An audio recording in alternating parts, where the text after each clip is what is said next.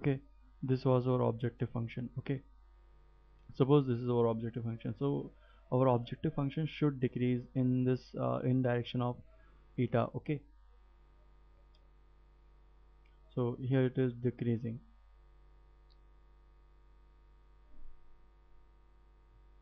Now as we know that xi of eta and omega of eta intersect at value eta equal to 0, and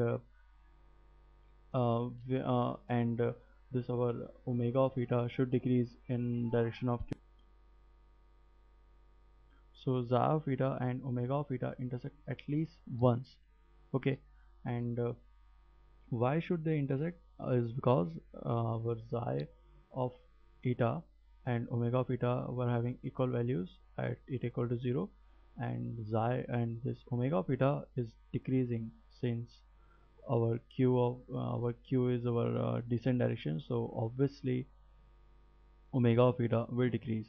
And our first condition is that omega of eta should be bounded below, because if omega of eta is not bounded below, then we can always find a search direction, sorry, we can always find a step length. We can we can gradually increase our step length, and it will take the function to minus infinite. Okay, so our first condition is that our function should be bounded below.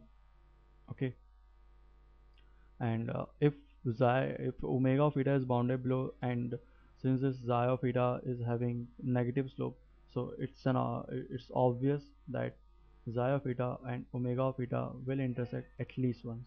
Okay, and I think it's clear from this figure. Okay, if this function is bounded below in the direction qk from xk, from the starting point xk, then this xi of eta will intersect at least once. Okay, and if our objective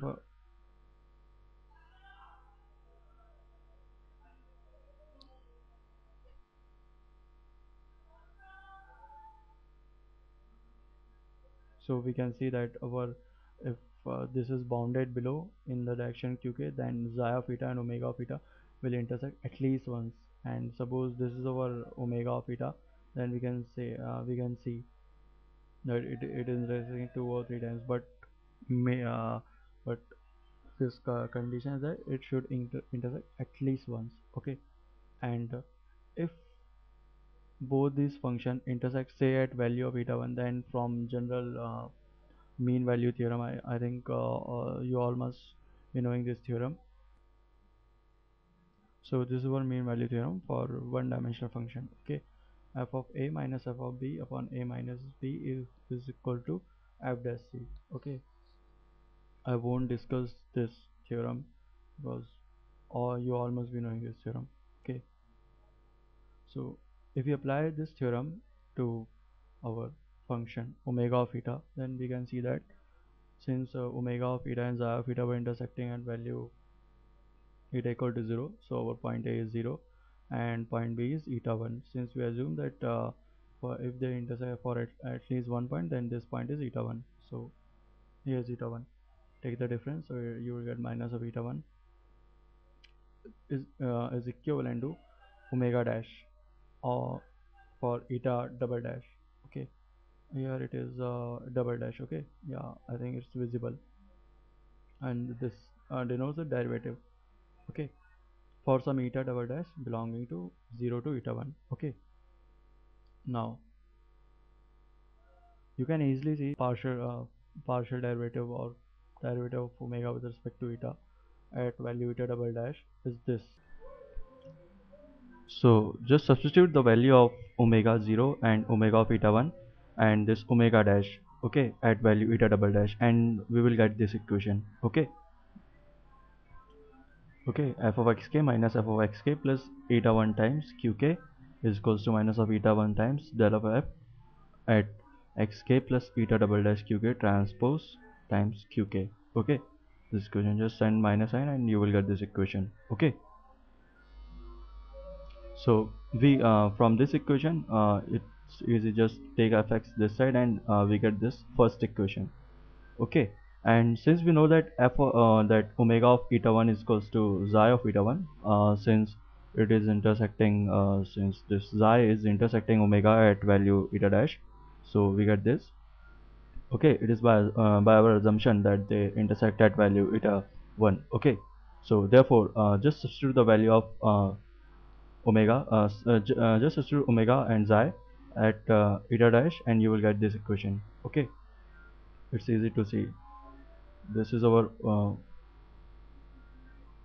function omega, and this is our function xi.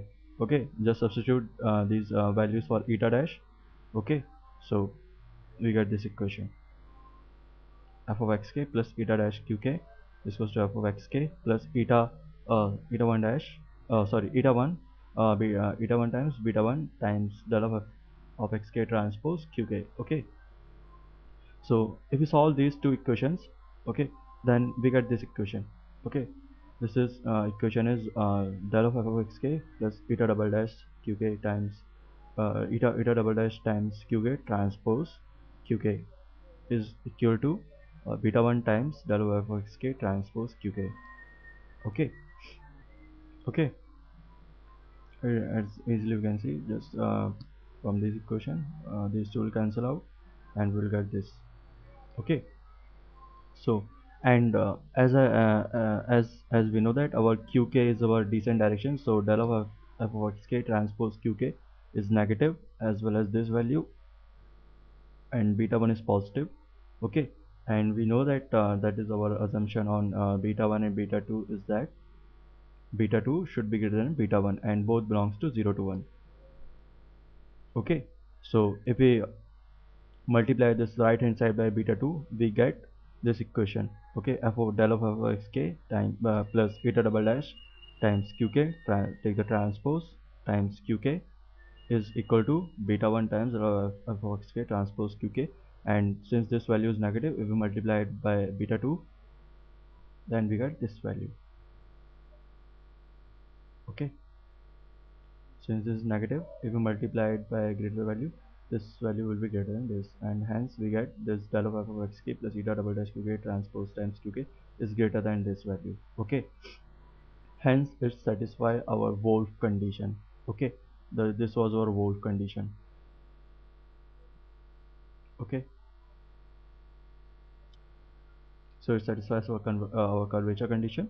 Okay, so if we take modern both side, we get that it also satisfy our strong Wolf condition. As you can see here, this is our strong Wolf condition. Okay, so hence we have proved that our there exists a set of values of eta which satisfy curvature condition. Okay, if we are using derivative, then it means that our function is smooth.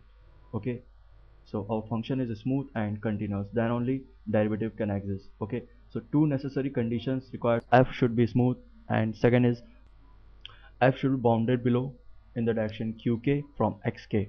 Okay, so these were our these are the two conditions that are required for this fact that I proved, that there exists a set of values of eta for which Wolf and strong Wolf conditions satisfy. Okay, so two conditions: first is that f is smooth, second is f is bounded below. Now, since f is smooth, so and since this eta double dash satisfy our Wolf and strong Wolf condition, so there must be that neighborhood of this eta double dash such that f f satisfy this our meso condition and strong Wolf condition. Okay, since f is smooth, so our function cannot change abruptly. Okay, so omega also cannot change its value abruptly. Okay, so there must be a set of interval,